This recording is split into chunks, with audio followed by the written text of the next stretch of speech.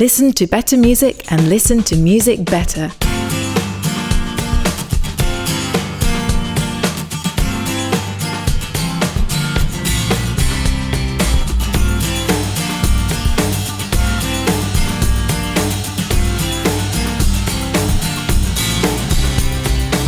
Welcome to True Tunes at 45 RPM, the short-form version of the ongoing conversation you'll hear on the True Tunes podcast and in the digital pages at truetunes.com.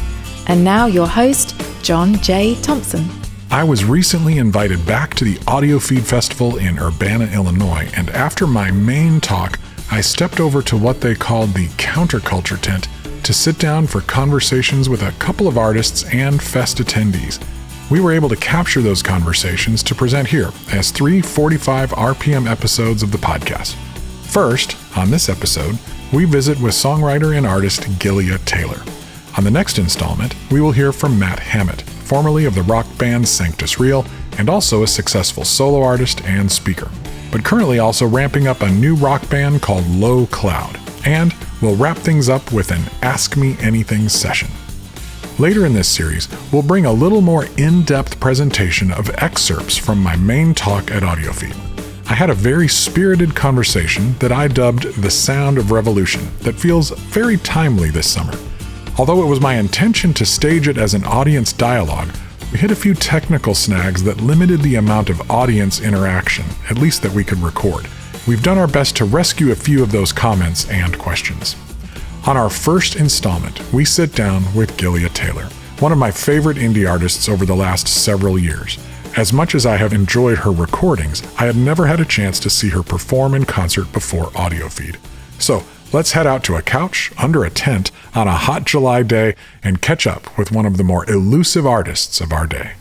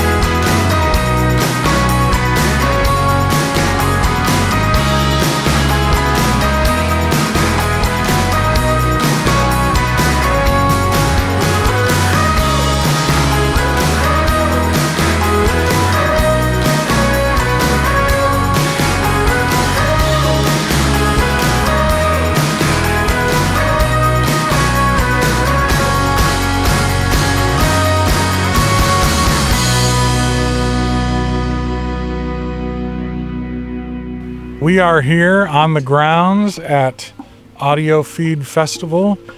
Enjoy all the ambient. We're in the subculture tent, and I am joined by Gileah Taylor here.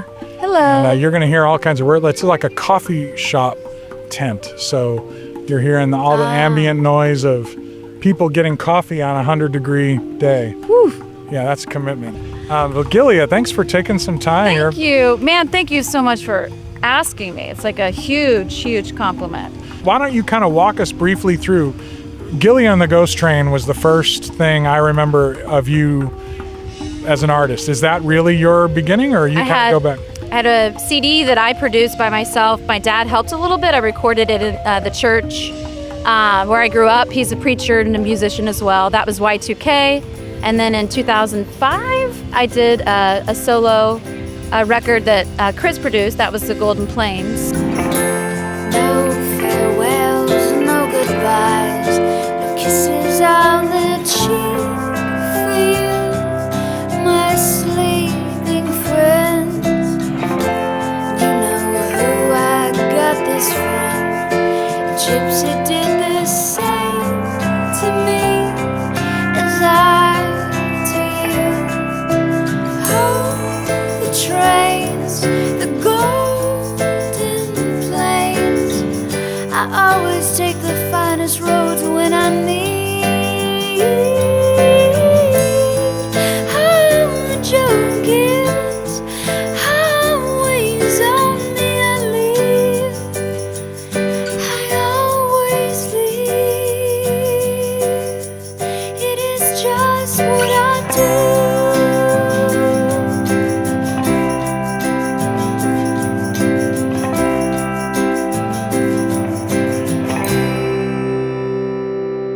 So you have been an artist. How old were you in 2000? I mean, you're a kid. I was like, that was the year I turned 20. Okay. Y2K.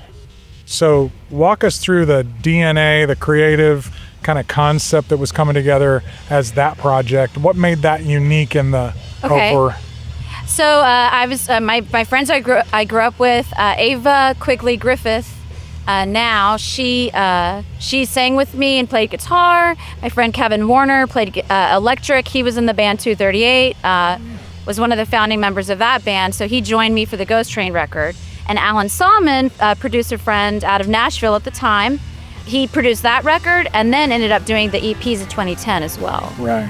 You know, I really have to travel back in time to remember the Ghost Train days. I just remember that Ava one time took a picture at Target. There was like a Lego set of the Ghost Train, and I was like, yes! But we didn't buy it, so I'm kind of bummed about that. Should go on eBay at some point and find it.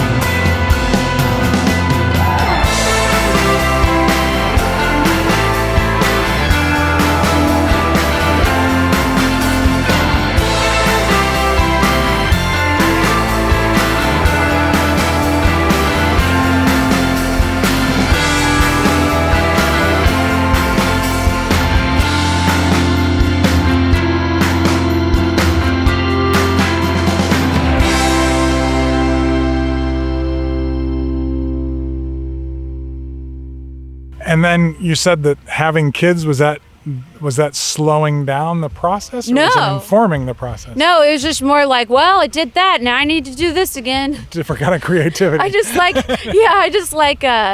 get bored. So, you know, it's the baby, and then, well, that baby's a few years old, let's do a record. How many kids do you have? We have 3. Okay. And the oldest, they're 19, 16, and 13 now. Okay. So, That's great. So then the Slow Parade record was different. Like, it had a totally, tell us about that, and maybe what's one song on that record that to you, I mean, it was one of my favorite records. I gushed about it, but tell me what is your favorite song when you think back on that. Yes, I love Dream Explorer the most, I think, because it's the most dreamy, and it's just like, just has a flair. But Chris had found, had a connection somehow with the Klein brothers from, they're from a little bit north of Nashville, Gallatin. But so Gideon is the strings brother, and then he does all that type of stuff. Gabe does like drums, keys, so he's in that world. And to me, Dream Explorer, the sound of it was just like, I heard that and I was like, oh, this is it. I was just so happy. But what's funny about me is I'm more focused on the song and the lyric. So when he said, like, why don't you record with them? I was like, okay, well, that means I have to be kind of committed and married to whatever their sound already is, because I end up taking on the sound of my producer, like every time. So I lean into the production, or the production that they already do best. Sure. And I love that one. Open eyes in the moonlight, walking in it, but oh so slow. A quiet flash of midnight to bring me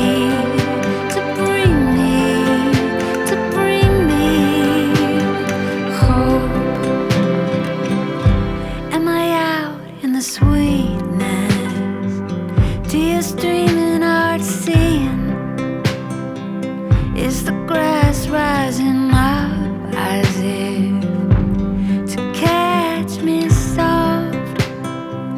Open eyes at midnight, reaching for you, but oh so slow. You come to meet me with a flashlight to bring me hope. So then the new project is an EP. Yeah. So let's walk through that. Tell us about where are you at now? So that's the same sound. Right. But that is like, I think just because of my age, I just was like, I don't know who I am. I don't know what's going on in my life right now. Like, I felt like very untethered in the writing of that. And that was last fall. I like wrote the 3 songs. One of them I'd had for a while. I wrote them and then I went and recorded them. And then I was like, now I don't even know what's happening. And I remember I got the email to play this festival. And I was at this point where I was like, I'm just going to say yes. And so I said yes. And I'll tell you what, if you told me this time last year I'd be here talking to you or playing, I'd be like, no. Don't want that. Scary. Really? Yeah, would not have been able to handle it. Why is it scary? Well, it was scary because of where I was. And so when I got all those feelings out in the EP where I was saying, like, I don't know who I am right now, I kind of thought something would be happening. There's a lot of all my truest feelings are in those songs. So, but of course now it's funny that it happened so fast, writing it, recording it, and putting it out. Very, for me, like a compact process. And so now I'm already on the other side of it where I'm like, I do know who I am. And like God has answered so many questions for me, for Chris, for us, but my whole life has changed dramatically. Wow. Since like this time last year. Like I said, I would have been frightened to be sitting here. And now I'm like, oh, this is like cool. I'm excited. Thank you, God. But yeah, it's been a crazy year. Let's put it that way. I've been carrying past inside of me. I've been so sick with it, rage was blinding me. And I've been hoping that the lives I could have lived are still waiting for me when I find my footing once again. And if I'm smiling, maybe it means somebody else like me got rid of the shadows from the last century. Is there an example of anything you would be willing to share? Because you get pretty intimate in these songs. You seem to be telling stories that are kind of veiled a little bit, like, but they're specific, but they're veiled. Yes. Is there something you'd be willing to share about that process that would kind of pull a veil back just a little bit or do you want to keep them veiled? I don't mind talking about it a little bit. I will say that God brought me and Chris and our marriage to a point of a complete and total ending. Oh, wow. And he kind of took both of us separately and has worked on us in just a major, deep way, on a level that I always wanted, but I didn't know how to get. I was afraid, and it was like I'd turned from God in a way, and so winter had set in my life for years, and so had he, and then so God has just dealt with us, and so now like the restoration process, it has just been on a level that I never could have imagined. Wow. Like a dream that I didn't dare to dream has come true, kind of because of the songs on that EP. Wow. I didn't know why I needed to record everything. I didn't know why. I just needed to get it all out, get it done, and then move forward with it. But I did. And meanwhile, God was, using all of these different people and circumstances in both of our lives to restore our relationship, but first with him. Wow. Yeah. It's like the most redemptive definition of the word provocative. Like it had to provoke something. Yes. Yeah. And it's interesting that that's what you say, because to be completely honest, as I'm listening to them, I'm like, I don't think they're okay. Yeah. And so when I walked up and saw you together, I'm like, oh, they are together. Because I don't know how I'm going to ask that question. It's definitely not going to be in an interview. It's going to be privately. But it's amazing and rare to hear about that kind of healing. I'm glad that you said that, because I was kind of wondering. I was like, do you say that story? Because the truth is, if I was listening to that EP, I would have said, are they okay? Like, what happened? I would have been curious. So I'm happy to answer that in case someone is curious. Yeah, it's beautiful. And again, all these music journalist words that are so overused that I try not to, they're like my don't use them, but words like haunting. Yeah. And I was like, it's haunting, like as a married guy going, ooh, ouch, this one is too close to home. But then I'm like, am I reading into it? It could be metaphorical. It could be about something else, And also I know who you're married to. Yeah. But having so many friends that have gone through those struggles, the majority of people. And when you get, it's sometimes they say, oh, well, once you've been married for a few years, then you get used to it. It's like, no, we've been married 34 years. Yeah. It doesn't get easier. No. I just officiated my daughter's wedding last week. That's amazing. And I'm telling them as we're up there at the altar, I'm like, if you think that this wedding or getting married is going to fix anything, it's not. It's just opening up opportunities for you to serve somebody else for the rest of your life. It's not. It doesn't fix anything. There is no bad guy. It was simply the fact that we were both kind of just living in a heaviness, like a sadness, a darkness that we really could not get out of. And instead of turning to God inside the marriage, it did take losing everything to get to the point where we were both desperate enough to say that there's nothing I can do anymore. And only God. And he of course, I have a song called Southland with Leam of Earth. When I wasn't looking, you turned my heart towards you. I wasn't thinking of being anybody's love. And almost like, it's funny that I feel like that applies to him and to God. And, could perfectly describe this last season of my life. Right. Yeah. Didn't know that you were broken. Yeah, I did, but to be fair, I thought that my self-loathing wasn't made to your despair. You know that I kept on saying you love me still. Didn't know you were never. I don't think that you ever will. I think you only see rivals, and I was outmatched from the start. Hearts are not collector's items, but shattered ones make works of art. I call this one the lonely heart. I don't think that we should be rivals, but somehow we're here and we are. Hearts are not collector's items.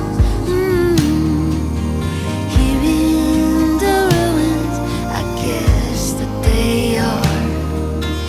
They build museums for pieces like ours. Hang this one up, it's called the Lonely Heart. So as a mom, in a family, what is your life? How does music fit into your life, and how does the rest of your life inform your job as a songwriter and an artist? We have 3 kids. They're extremely creative, very, very gifted children in a lot of ways, singing and writing. And I just went to Oregon and recorded an EP with my producer friend that's a drummer of Leam of Earth, Eric Taylor, for Mercy, my 16-year-old. So they all kind of do all that kind of stuff. But they have their own track. In fact, Mercy will write a song and she's not even going to ask me, for help. So I'm like, that's fine. You do you, I've been modeling it all these years. Now you're doing it for yourself. But I think the way my life informs my art is that I'm always, you're always just in the habit of being, and you always have like antenna up. Like, well, that's a pretty thought. That's a pretty phrase. That was a beautiful like meadow this morning that we walked through, right over there somewhere. So all of those things, when you're just living and you're in the habit of being and paying attention, all of that ends up in a song somehow. I keep it all inside, won't cry. Write it down on paper, seal it up. The candle burning, long time now. Pour the wax and blow it out. My shadows are running free. We don't know where we will be when we wake up. The sky with the sun chasing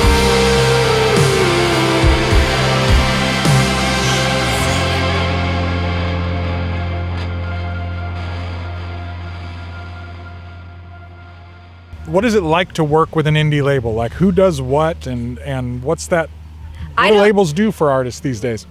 Being on Velvet Blue is something like I really wanted. Really for me, I invest quite a lot into all of it. I joke that I pay to play, but really I'm just turning dollars into art, which is kind of cool that you can even do that. So you've got something up here and in here, and it, you have some money and you can make music. That's just a gift to be able to do that. So I'm happy to, I like to tell the story. I met Jeff at Cornerstone Oh gosh, in like 98, 99, or 2000. I can't remember which couple years I went. those are golden years, though. Yes. Yeah. But I gave him, he's like this tall, like moody looking dude, and he's just kind of like standing there really cool looking. Yeah. And I was like, Mr. Cloud, and gave him my demo. But then many years later, in like 2016, I had Songs for Late at Night Volume 2 recorded, and I was like, Dear Jeff, please put out my record. Please, I beg of you. And so he did, and then, we've been working together ever since. But just having him in your corner, Yeah. Having Velvet Blue Music, and it's like an iconic, independent label in my life. Yeah. Just having him in your corner, like, on social media, posting, like, all right, stream and dream, everybody. He does it for all of his artists. He's just so encouraging. And Yeah. I feel like he has a lot of respect. I was actually really nervous. I think it was Slow Parade, because I've been used to doing more kind of different, like the sci-fi Songs for Late at Night, or Lima Verth, which was obviously like, I don't know, Quest Rock or something. Yeah, right. And then Slow Parade, I was like, is this like super normal? Is he gonna like be okay with this? But my goal had been to make it super classic sounding, and he really, he loved that. Oh yeah. That a lot. He sent an early copy to me. He knew Oh. I think he knew I was gonna freak out. Yay. He's like, whatever you're doing, pick an evening, stop, Aww. put this on. And he was That's right. so cool. Knocked me out.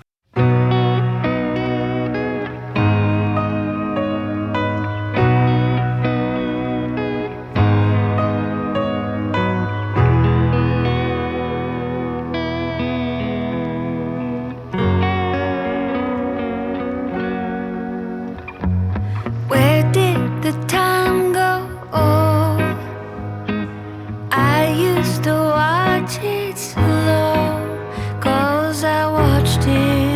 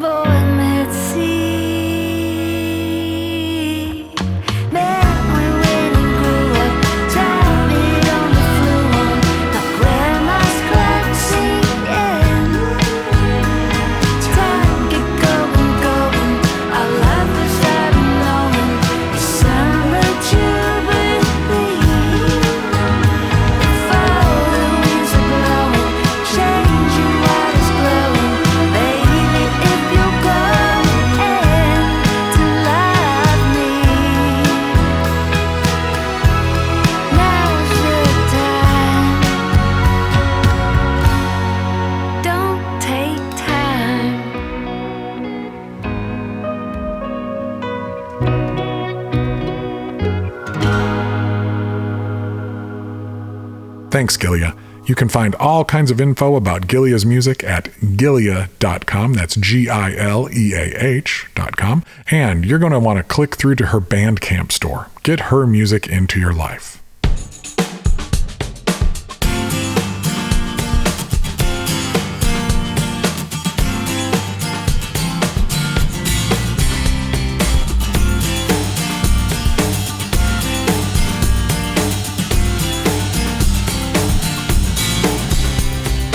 Runout Groove is coming, and that means it's time to go.